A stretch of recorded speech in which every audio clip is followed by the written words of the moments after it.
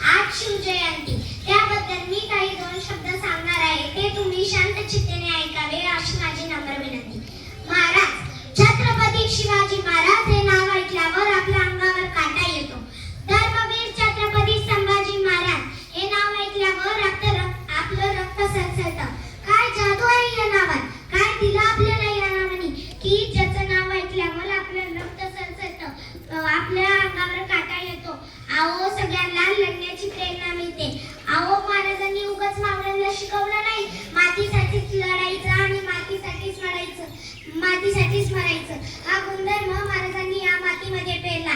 म्हणून मी बोलते, जब जब मराठे तलवार उठाएंगे तब तक भगवा डोलेगा. जब जब मराठे तलवार उठाएंगे तब तक भगवा भी डोलेगा. शंभू राजा का नाम सुन के हर मराठों का रक्त भी खुलेगा. शंभू राजा का नाम सुन के हर मराठों का रक्त भी खुलेगा. याद रखना वो एक दिन ऐसा आएगा. याद रखना वो एक दिन ऐसा आएगा.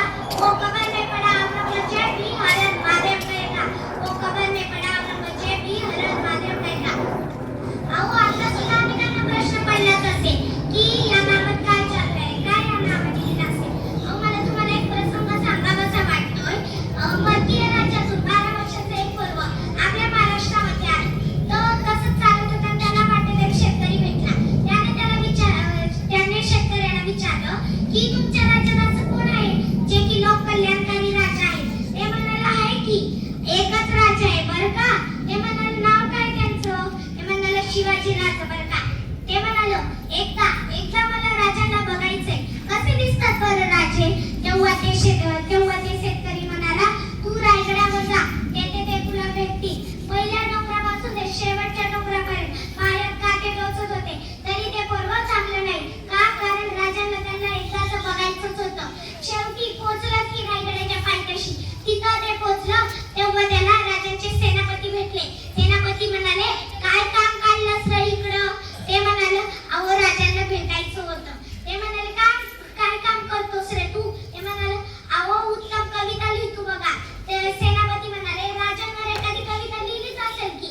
ते म्हणाले, नाही गड्या, देण्यातच नाही आलं. सेनापती म्हणाले, 10 दिवस जा, रायगडाच्या पायथ्याशी थांब, राजांवर सुंदर कविता लिही, मग ये मग घे.